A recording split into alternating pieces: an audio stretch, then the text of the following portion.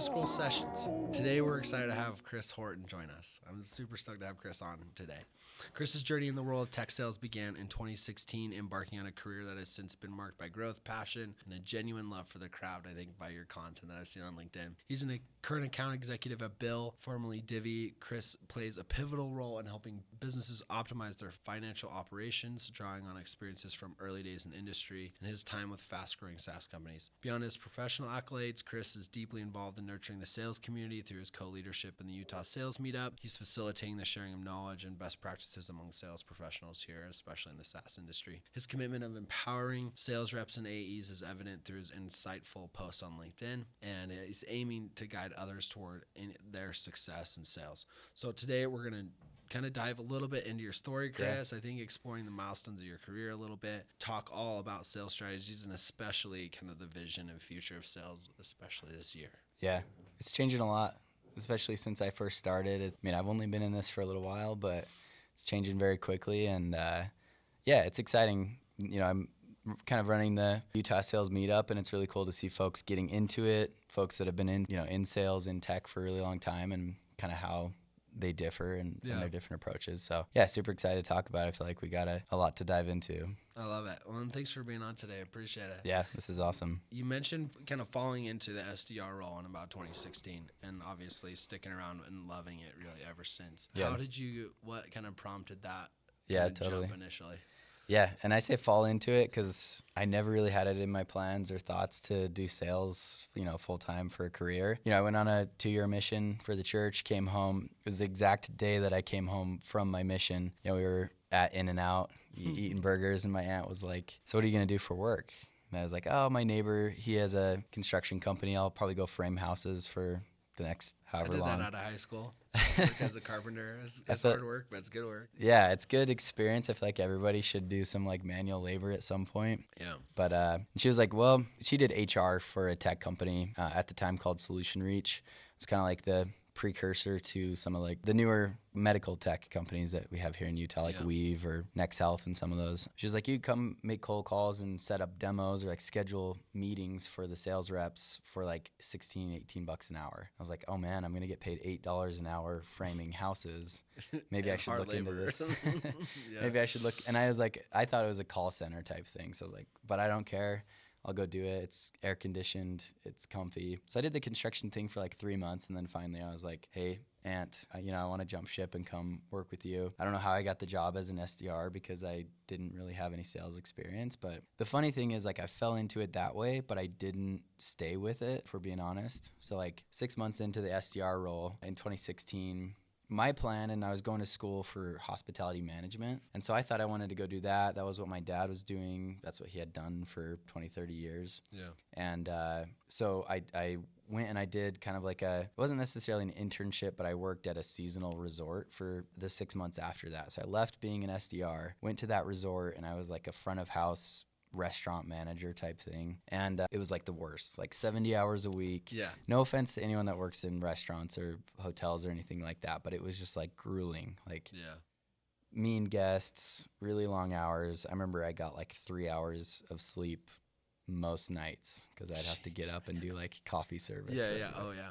And the whole time I'm just man, remember when I could go to the office at 8 a.m. and just sip Monster all day long and just make these little cold calls that really weren't that hard. And anyways, that was kind of the whole time just thinking about that. And once my kind of season was coming to an end at that resort, I hit up the VP of sales and I was like, hey, I know I bailed on you guys, but I would love to come back to Solution Reach. I'd love to come back to sales. And this time I'm all into it. I want to dive into it all the way. So I don't know why, but he let me back in with open arms. And that was then kind of where I kicked it off. I think it was good to have that experience to say, well, I've done something outside of this. Let me come all the way back into it and just dedicate fully. So I think call it a mistake or call it a slip up or whatever it is, but I think it's important to have those little realizations as you go through a career or whatever it might be, where you maybe take one step the wrong direction and then quickly correct back and hopefully end up in the right place. When I think when you're young, and I wouldn't even consider it a slip up or mistake, you're just trying new things. And you should. You really should. You should try a lot of things when you're young and when you're in your early 20s. Totally. Out of high school, because you just don't know what you're going to be passionate about, right. I think, quite yet. And you also, most people, I think, coming out of high school, especially here in Utah, I feel like it's like you need to experience the world a little bit. You need to like what it is to have like a real job, Totally. you know, and then figure out what you want to do with your life. Yeah. So Absolutely. Good learning for sure. But then like I stuck with it. You know, I'm still in the tech world today, selling as an SDR, which is like setting up demos, and then eventually moved into more of a closing role and kind of spiraled from there, and still here today. So you said pivotal role. I wouldn't say that I'm playing much of a pivotal role, but no, it's definitely, it's a fun, pretty flexible career that sales will consume like your mind outside of the 9 to 5. Yeah. You know, I'm 8 o'clock, 9 o'clock at night, I'm thinking about my job, but I think it teaches life lessons that I can use outside of that 9 to 5, and vice versa. Like things that I learn in life, I can apply to sales, and there is flexibility. There is, you know, if you're doing what you need to do, you can have some freedom. So I feel like the best salespeople are at their core really good people. I think at the end of the day, obviously, to make the sale, you've got to provide a solution to the problem, and that has to 100% exist 100% of the time. But outside of that, you close sales because it's a person-to-person interaction. Yeah, right? Totally. Yeah, I mean, people don't buy from folks that they don't like. Yep. If they feel like you're scamming them, or if they feel like you're taking advantage of them in some way, it's just not going to work out, especially long term. Like you might get the short term, whatever it is, money, but like long term, you want to build businesses that thrive and customers that stay with you long term. And I don't think that happens unless you're truly like doing what's in their best interest and being a good person, like you said. So trust is huge. Trust is literally everything. How does trust, do you feel like, played a significant role in your sales career specifically? Yeah. And I think about it from like a customer facing perspective. Like obviously you need to be very transparent. You need to do exactly what you say. Like through the 8 years now that I've been in tech sales, to me it feels like a lot. It's not actually, you know, but I guess maybe if I say decade of sales, then it sounds cooler, almost a decade. But no, like there's so many sales folks, including myself now, and especially when I was earlier in my career, that said a lot of things that they didn't do when they were customer facing. I'll send you a follow-up, I'll send you this email, I'll hook you up with this whatever, I'll put you in touch with our subject matter expert. Like, say they do a lot of things when they're in front of a customer, and then when they step away, it's like just out of their mind. So I think doing what you say you're going to do, capitalizing on like coming through for those people is huge and will build trust. I think about the customer facing side of it, but then I also think about internally within the company. You've got managers, team leads, directors, VPs, like people that kind of rely on you, even though, you know, you're working for them. And same thing, there's a lot of reps that talk big game and talk about how dedicated they are to the product or company or whatever it is. And then when they get a cool offer from a new startup, they're out the door. So I think doing what you say you're going to do on both sides when people are not looking, it says a lot about who you are. Yeah, no, 100%.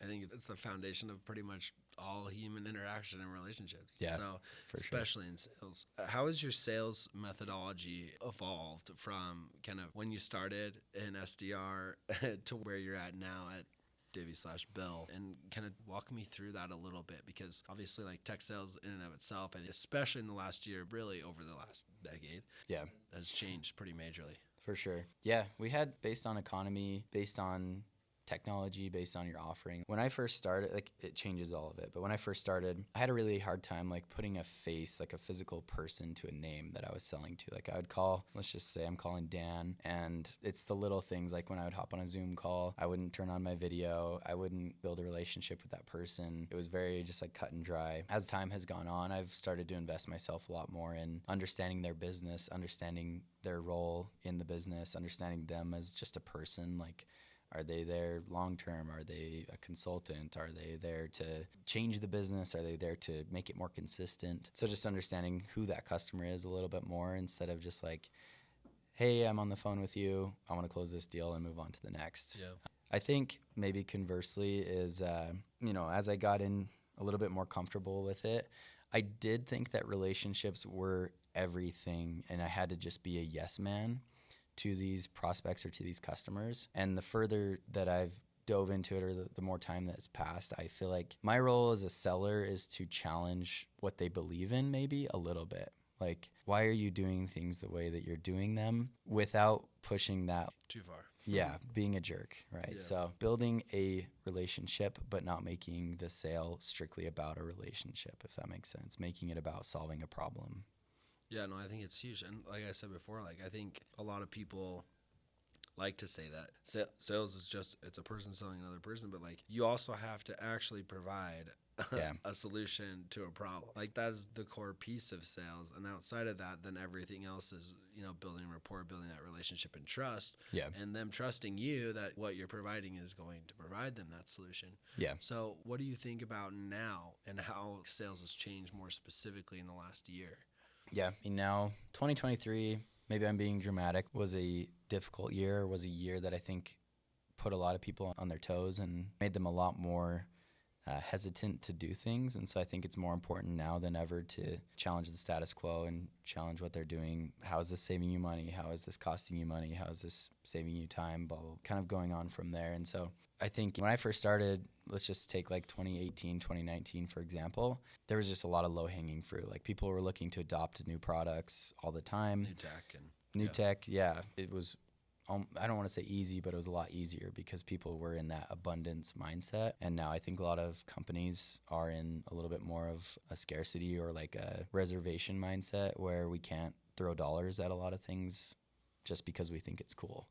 We have to really justify, the more that they do that you have to challenge why they're not making a decision or why they're not implementing whatever they need to better the company. I think that's key, especially this last year, and it's become a lot more like person to person based, right? It's a lot less, I feel like, which is interesting with the way tech's going. Like I feel like more people are leaning into very person to person selling instead of automated selling. Automate as much as you possibly can and then try to get them on a demo, right? For sure. So are there any particular strategies that you've kind of dove into the last year to make a difference in your pipeline that you guys are generating? You brought up automate, book the demo, as however, do whatever is possible to do that. And I think one negative thing that some of these like sales engagement tools and like processes that have been put in place is that we've been taught that a buying process is a linear process. Like if I text, call, email,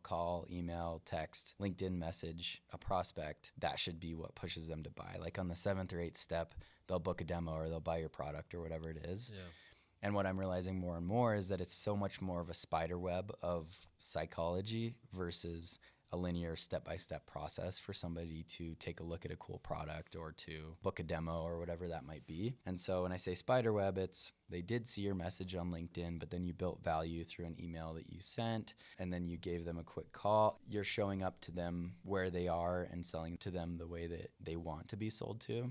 Yeah. Versus you thinking that your set 16-step sequence is the way that is going to get somebody's attention. Yeah. I think it's a little bit more of like a marketing mindset, to be honest. There's so much noise in like email inboxes, and so creating content, being a voice out there on LinkedIn or social media or whatever it is. Maybe it doesn't result in like a demo on your calendar today, but in the long run, you become a familiar face that people will buy from because I heard about you from so-and-so and I saw your face on LinkedIn and whatnot from there. So.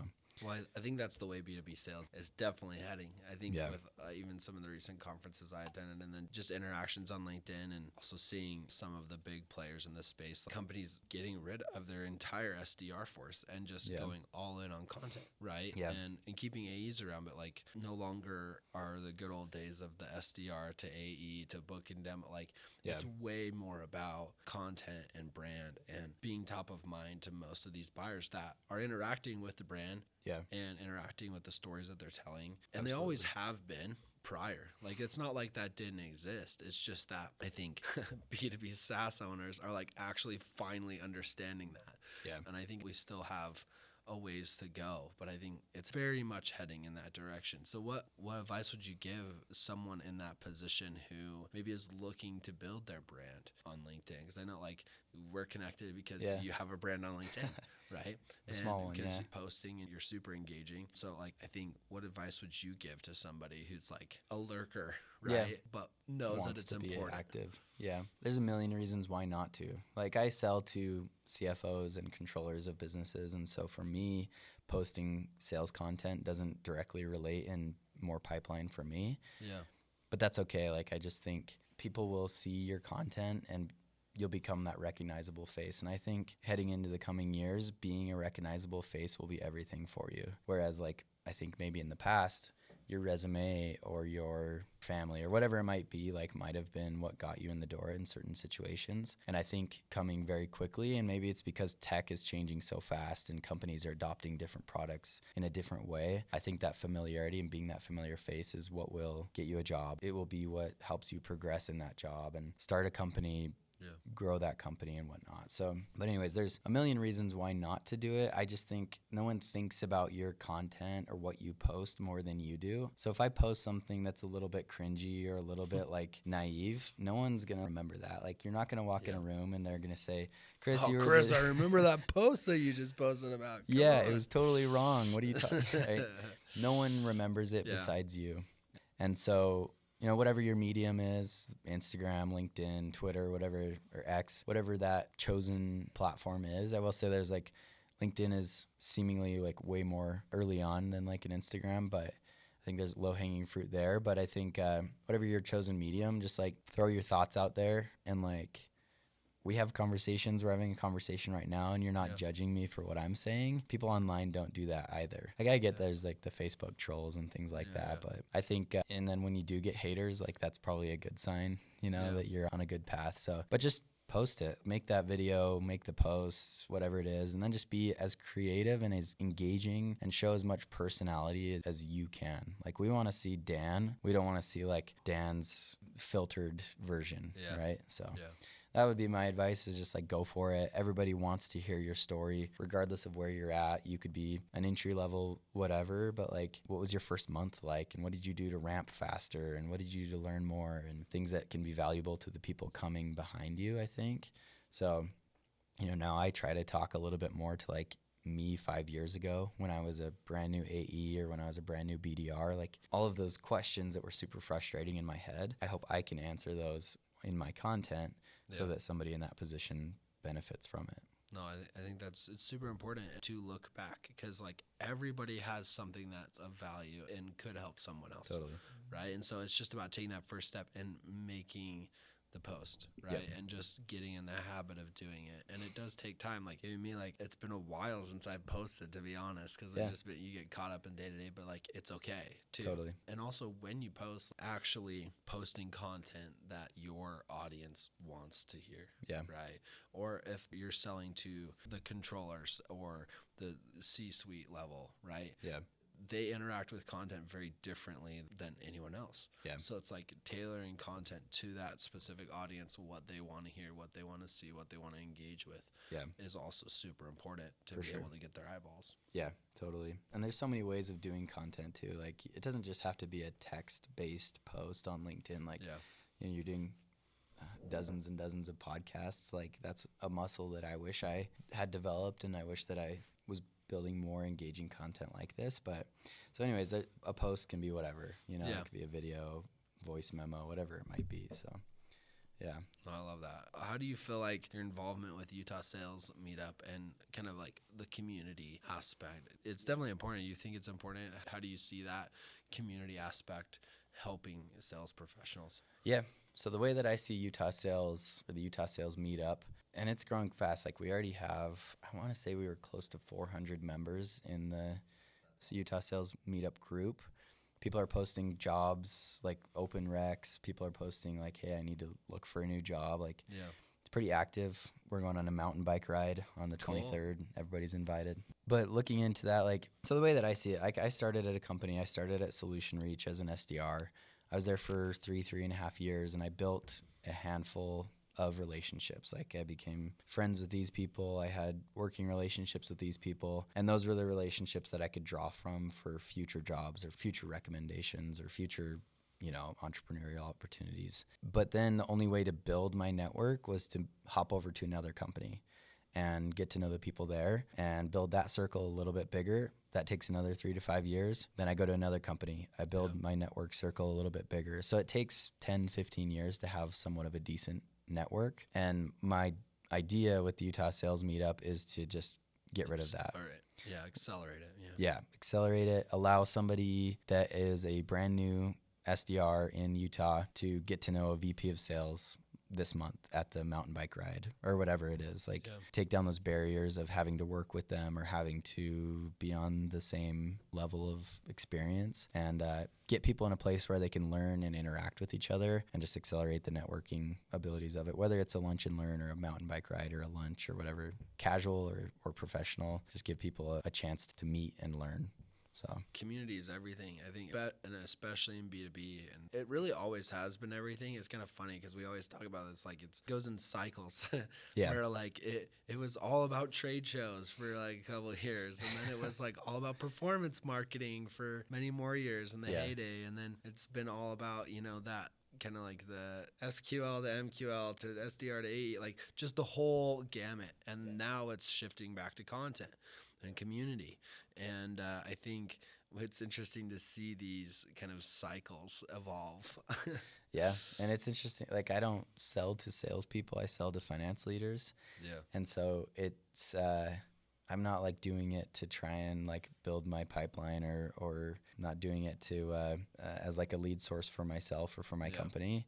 And so it really has to kind of be like this. I have to try and be like selfless to get folks together and do it. But I, again, look back at myself and like, I wish that I had something like this 5 years ago that I could go and I could learn from like the director of sales at big company or whatever it is, where I before just could go to my own director or my own VP and kind of rely on them. So yeah, just building that and making it as easy as possible for folks to accelerate that network of theirs. Well, I love that, and I think people that take advantage of it and use it to its fullest, like everybody wins. Like everybody feels a lift from things like that and from community. So I think it's huge, and it's definitely like a high point for sure. I think for you and what you're doing and what's next for you. Like sales is definitely repeat. I think with highs and lows. Like there's probably plenty of times in your career where it's been like, the economy tanked, right? And like 2020, it's a different story. Or even in the last year, it's been rough for a lot of people.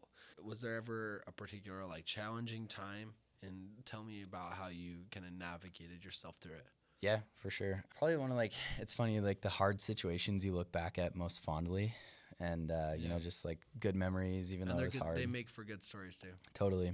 Yeah. Like, COVID had hit and I was doing kind of a startup with some friends. We had built like a team of 20, 25 and COVID hit and they had to lay basically everybody off except for me. So it was me and the 3 co-founders. And, I was just kind of any day they might kick me out. So I'm probably going to go out and search. So anyways, I joined a company called Workstream and that was the company I was with, kind of taught me the most. But when I started, we had less than $1 million in annual revenue, which like for a startup, I honestly wouldn't even advise joining a startup with less than $1 million in revenue as a seller. But we joined some Utah folks here, Blake Harbor, Clay Terrell, Bo Hodge, a few folks at Workstream. And we just like didn't have much of an engine. We didn't know who our ideal customer profile was. We didn't know who quite have product market fit quite yet. No, probably. No, that would be a stretch to say we knew who we were selling to. First 6 months from like July 2020, so like shortly after the pandemic hit to July 2021, were crazy hard, but very filled with learning months. Like the first 6 months were just figure it out, like do everything.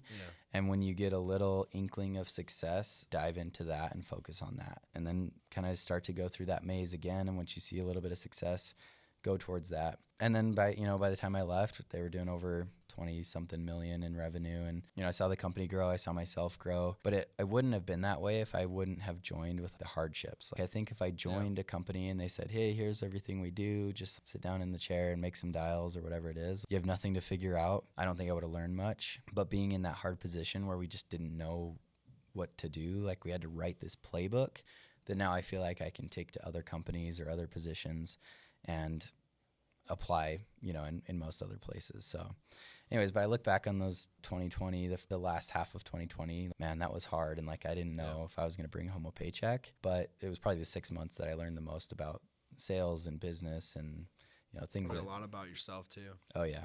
Yeah. And my wife, she was really good to hang on there. It's super good to have a supportive spouse, especially during tumultuous times for sure. Yeah. No doubt about it. COVID was a weird time. So it was a super weird time. I think back for us, like there was really only 4 of us at Scroll at the time when COVID hit, and we lost like 40% of our customers. Yeah. I think a lot of agencies did at the time.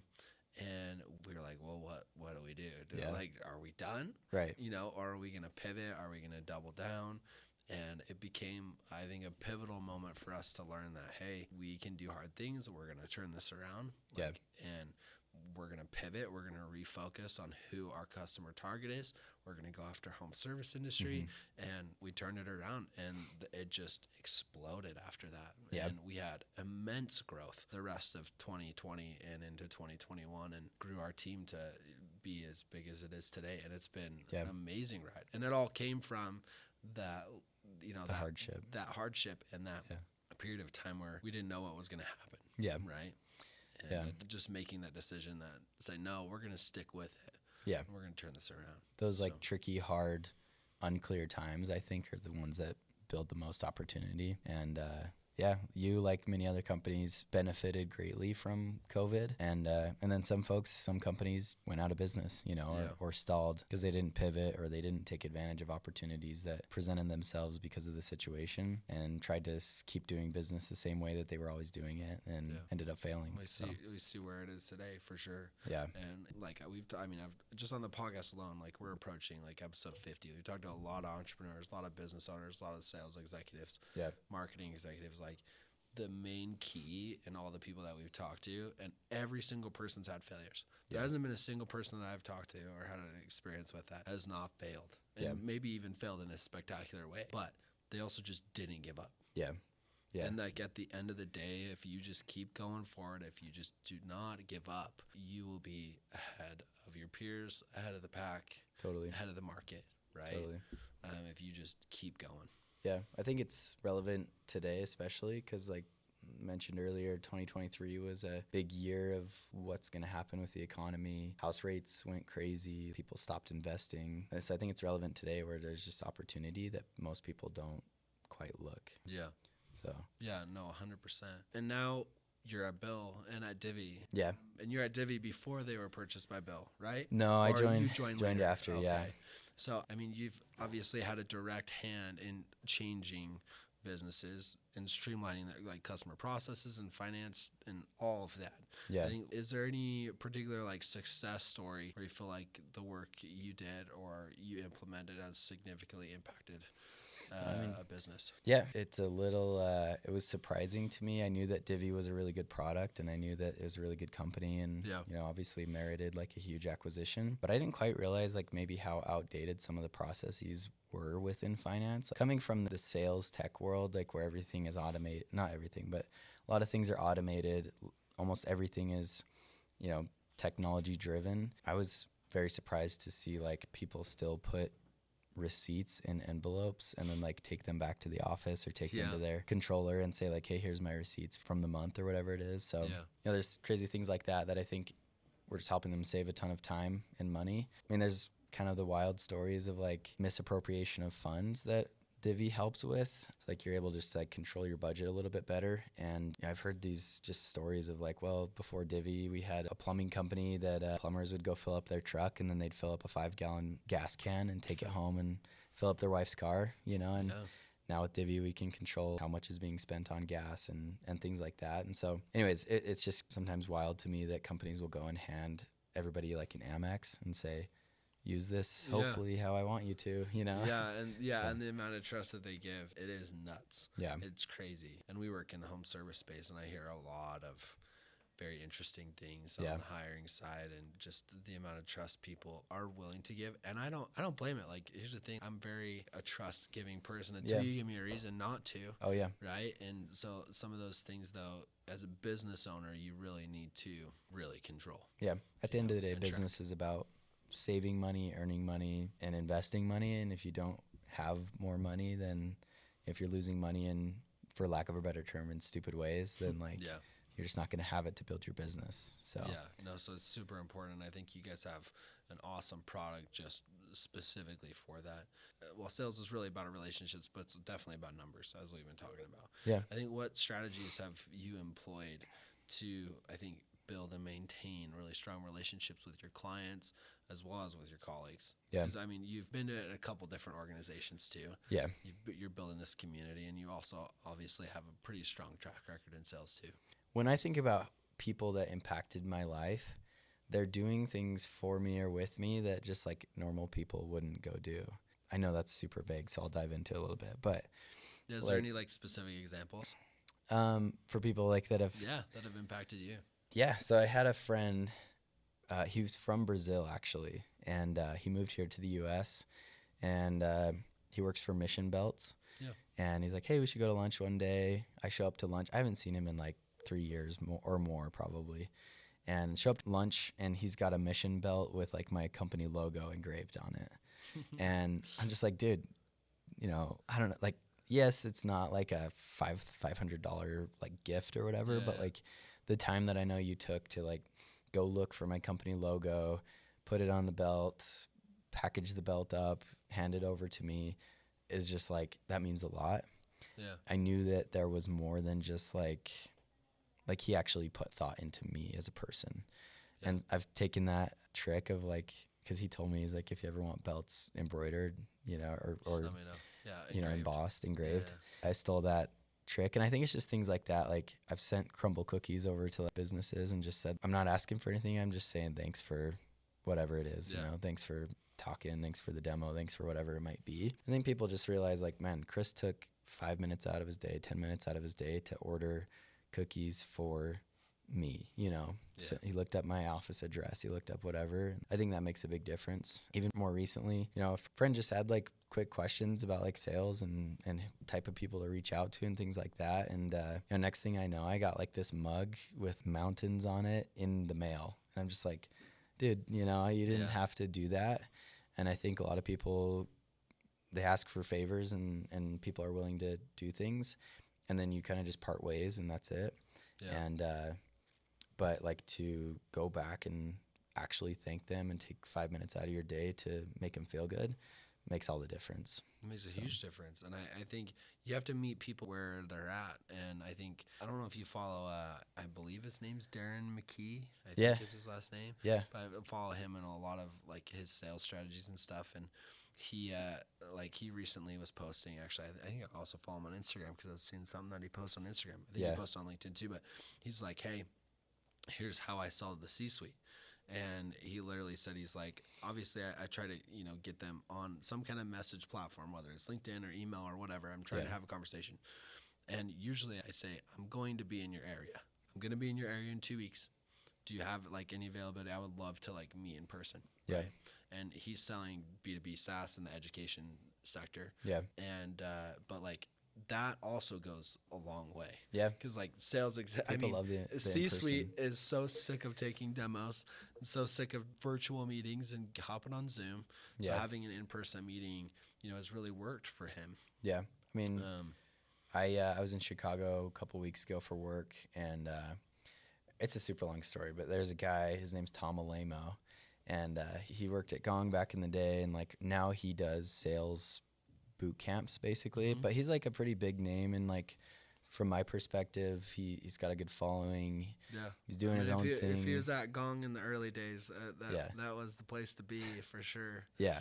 And now he's like, and I admire him because he's doing his own business and like training salespeople. I went through his boot camp actually like 6 months ago, and you know, I was like, hey, I'm gonna be. He's Chicago based, and so I said, hey, I'm gonna be in Chicago. We should meet up. And even though I had done his boot camp and things like that, we had never really connected on like a personal level. Yeah. I had looked up to him as like a mentor or like just somebody that I admired. And we met up. We talked for like an hour and a half. We just like, I met his fiance. It was just like, and then now like. He called me yesterday and we like walked and talked on the phone, and just he's going to come into Utah in a couple months, and we're going to do like a big, you know, Utah meetup with Tom, and he's going to teach us some cool stuff. And it's just, stuff like that where like, I'll be in town and whatever. Like if you're going to an event for work, like you can make that multi-purpose, or it's not just the event, but like, are you going to grab coffee? Are you going to dinner? Are you, you know, whatever it might be with people that are in the area that, you know, that super appreciate it. And I think people love the in-person, especially because it's so much more than like, hey, come hop on a Zoom meeting. And like, awkwardly chat with me on a screen. So. Yeah, no, 1,000%. I think you've definitely, you yourself have also been a mentor. I think especially in your community that you've built on LinkedIn and both tech and obviously in some real estate stuff that you've been doing too. Yeah. What's like one piece of advice I guess you'd give? Find yourself constantly giving to those either new to the sales profession or looking to level up. Yeah, I thought about this on the way over here actually, so it's a little raw. But I think the biggest thing, whether it's like you mentioned real estate, you mentioned sales, like whatever it is career-wise, like just look at maybe not just one person, but look at the people that you want to be like. It's 3, it's 5 people. Maybe it's a VP of sales. Maybe it's like a successful real estate investor, whatever it might be. But look at that group of people that you really do want to be like, and then just make your decisions based off if you think it's something that they would do. Right. And I think that just makes the decision making of like, should I take this job? Should I do this promotion? Should I, whatever it might be, should I move to this area? I think it just makes those decisions way easier instead of relying just on, oh, I'm going to wing it and try to make it to where they're at. So anyways, look at those people you want to be like and do what they would do. Right. You can almost hear their voice in your head a little bit when it's like, should I do this thing or not? The people you look up to would probably be like, yes, that's a great idea. Or no, why would you do that? Right. So that's what I would do, no matter who it is, look up to, you use their mindset to help make your decisions. Be your own person, but use their mindset and what they've learned over the years and just go like build good mentorships with them as well. I love that. Do you feel like there is a particular way that you've been able to find and meet mentors and find and meet people that have maybe helped elevate you? Is there particular way you go about it that you could share? Yeah. I mean, yeah, it's like you can cold reach out to anybody, and unless you're kind of offering something to them that they really want, you're probably not going to get a response. But it is so much more helpful if you can make a connection with someone or something that they already like and that they already associate with. So like an example, there's a guy on LinkedIn that I super look up to.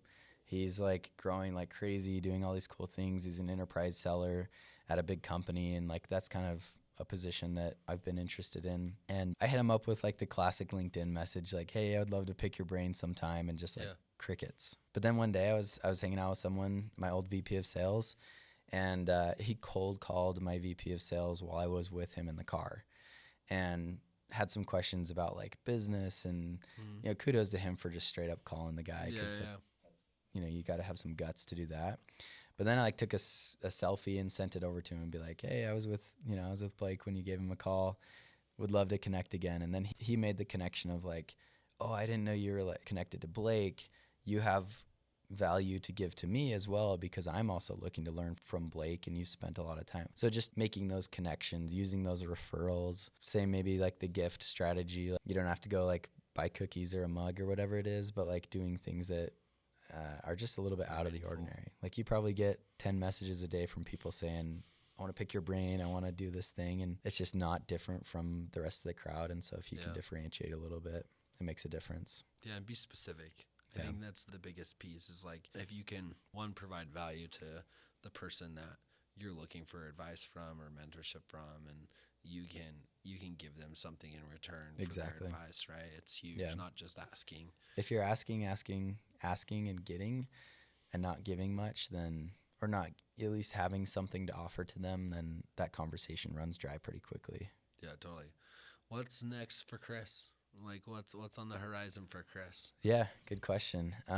I do want to build and like grow the Utah Sales community, Utah Sales Meetup organization, as much as I possibly can. Like, it's a tough thing to manage with like a full-time job, a baby, a wife, a family, like a lot of things going on in my life, but it's so satisfying to get people together. And like, I get random little messages like, thanks so much for, inviting me to the lunch or to the webinar or whatever. And that makes it all worth it. And I just think if I can put in the work to grow that and to turn it into something valuable, then it'll be worth it for everybody. It'll be worth it for me.